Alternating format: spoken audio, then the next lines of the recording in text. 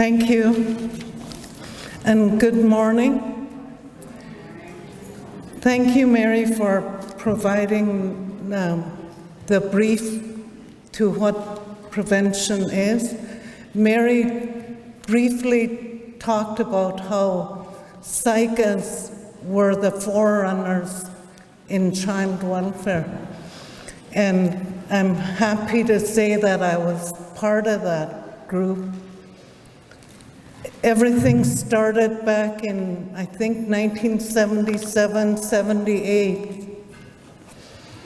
I think the chief at the time was Tony Prince, and then later on, Chief Jeffrey Thomas.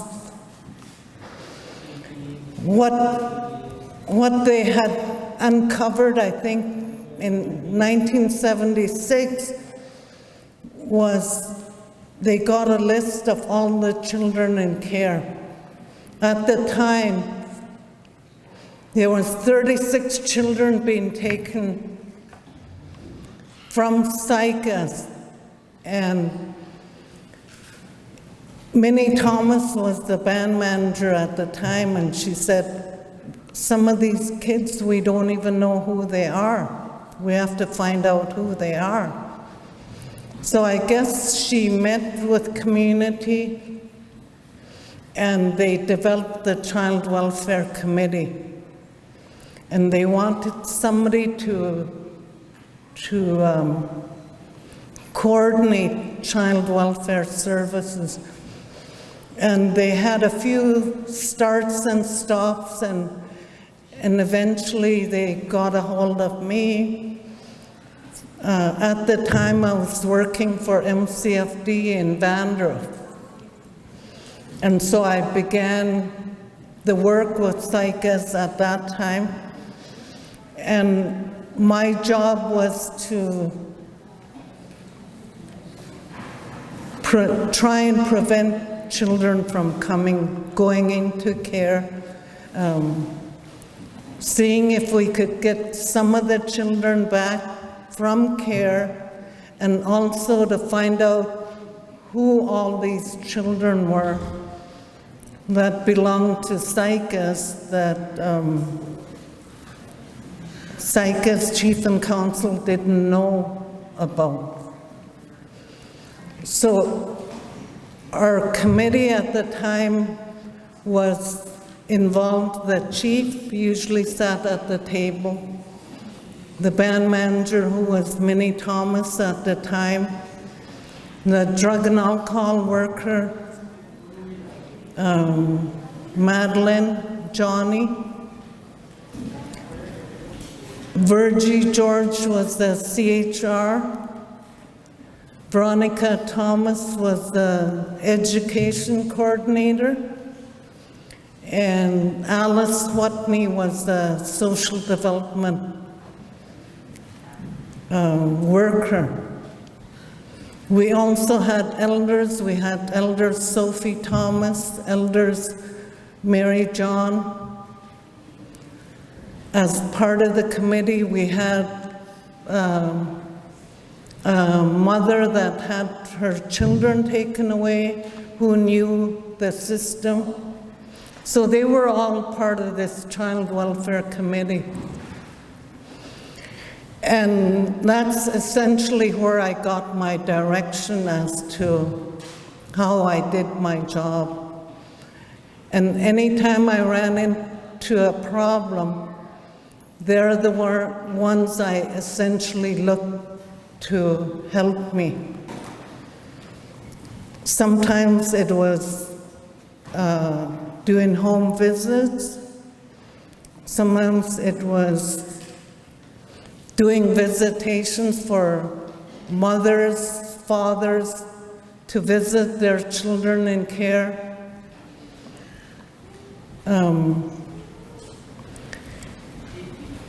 After probably about a year of doing this, we began understanding the provincial legislation that we had to follow. We had difficulty with MCFD And we had discussions with the Chief Jeffrey at that time, and we asked him if he could bring it to the chief's table to have more support from the other chiefs in order for Saik'uz to fulfill the things that we were doing at the time. So Jeffrey did that. We got support from the rest of the tribal council chiefs. The funding that I was being paid under was coming from Indian Affairs. Anyways, we asked the tribal council chiefs to support us in some of our challenges, and so the rest of the bands began supporting us, and at the same time they also wanted to have child care workers to assist with their work at the community level. So we only had a certain amount of money, and which meant that the money that Saik'uz was getting at the time had to be reduced in order for the other bands to be able to do the same. So I had to take a pay cut for maybe a year until Indian Affairs upped the budget. So things that we had asked for help in is we talked to the judges, the Crown, and we asked if they could come to Saik'uz to hear a court case that was child welfare related. They were in agreement. They actually started coming here. The other areas we looked at was training. We had a difficult time trying to get child care workers trained. We eventually got a pilot project where we had the social development workers being trained. So all these little things that we tried to do as Saik'uz, and now I see Mary's program doing all those things. I think it takes a lot off, community's shoulders to know that somebody is there to ensure community members are trained. She talked about having legal services eventually, or being developed now, so that's a big load, I think, off community's shoulders. So now we can just concentrate on developing the prevention program that we're being funded for. The prevention program was developed by Carrier-Sakani Family Services for all the communities, including Saik'uz, with the common goal, which is strengthening families to prevent children and youth from coming into care. As Mary mentioned, they had community consultations about 3 or 4 years ago, and Saik'uz has a service delivery plan in place. In mid-February, I was hired to roll out the prevention program and help with recruiting staff and advising on the expenditures of the program. Due to COVID, the service plans from a few years ago weren't met, and we're just putting them back on the table now. So I began with reviewing the audited financial statements for the 2021 fiscal year, and we were able to recoup $163,000, which will be put back into the areas that, like the wood project, catering, the youth project, that were in deficits. And for last year, the fiscal year ending March, we got $448,234. And we used these funds for the Family Day events, part of the youth coordinator's expenses, subsidizing the wood project again. We purchased a 6-7 passenger Yukon SUV for the youth. And then we also funded the Edmonton trip for families. It's just been within the last month or so that the prevention team has been hired. The band designated worker is Claudia Johnny Martin, and she's over there. The youth support worker is Ashley Antoine. And Ashley, where is she? Ashley's here as well. And our administrative assistant is Shelby Hately.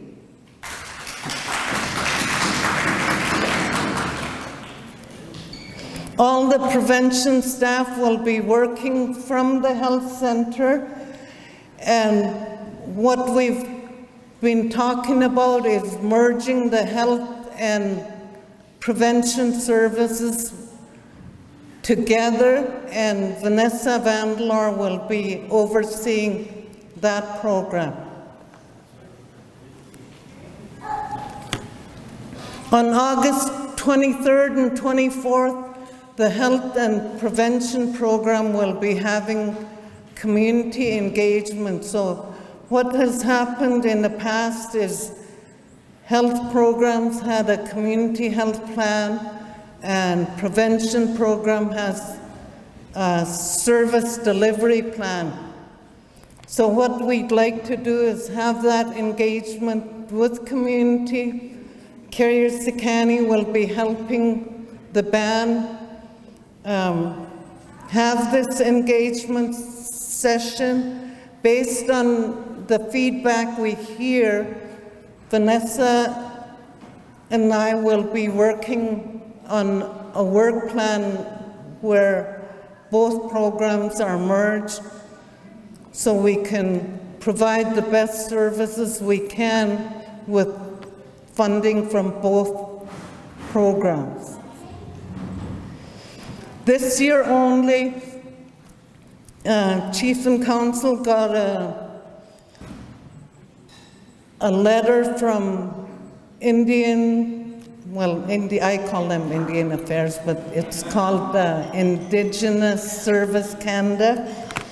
And Saik'uz will be getting another $500,430, which will also build into the health and prevention funding. In addition to that, MCFD provides the band with $30,000, and I'm not too sure, Priscilla, how long that's been ongoing.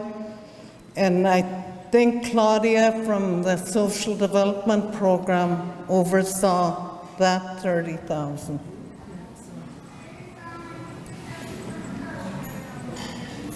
And another next step is to continue to explore the additional training opportunities for prevention staff. So We had a prevention and health fair about, I think it was sometime in June. And I mentioned at that time, Mary's program provided wellness training for all the bands. Saik'uz had approximately 8 to 10 people trained. What we'd like to see is more males as part of that training. Vanessa will have to be trained in the wellness team, as well as I wouldn't mind seeing education and the new social development worker being trained, so that Saik'uz will always have people we can look to whenever we have the wellness meetings. What happens at the wellness meetings is, lately we've been having discussions about where are all our children right now. To date, we have about 56 children in care of some type. It might be living with relatives, it might be in the care of MCFD, it might be in care of Carrier Sakani. There's some children in care in Vancouver, in the Kootenays. So one of the things that we've done at the Wellness Committee meetings is go through each and every file of where these 56 children are, what the plans are, and who is going to age out. As Mary mentioned, children can now be supported up until they're 26 years old once they're aged out. So we want to make sure that we have a handle on who is aging out and what supports they would need. The other thing we're also talking about is for the children that are aged out, what kind of housing needs they would need here in Saik'uz. Just by looking at the list, we've determined that perhaps 3 or 4 currently would be eligible for housing needs. In talking to the band council, they would like to see that in community, and they want to see it off reserve as well. I'm not too sure how the off reserve piece will go, and then Mary said she was going to talk a bit about the off reserve, so maybe that's a question she can answer.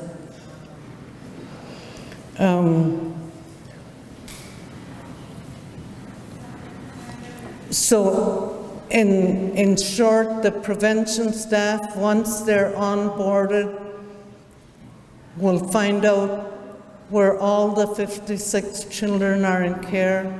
We'll be looking at the children that are aging out. We'll be looking at further training that the committee or staff would need, and then hopefully expanding what we can provide to community. And I think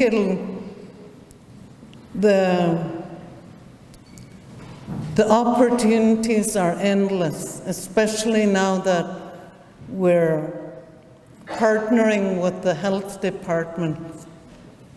Your health department is lucky that they have Vanessa. She's a nurse. She's aware of, our health conditions. And I think she'll bring an excellent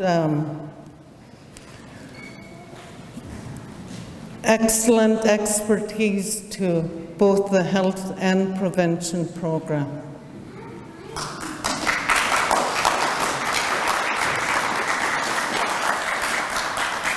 So that concludes what I have.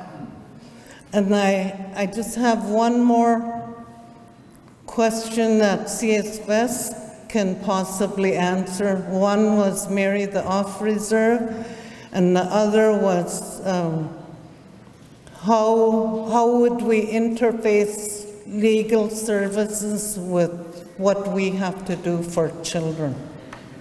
We've already had like 2 cases where we required legal services.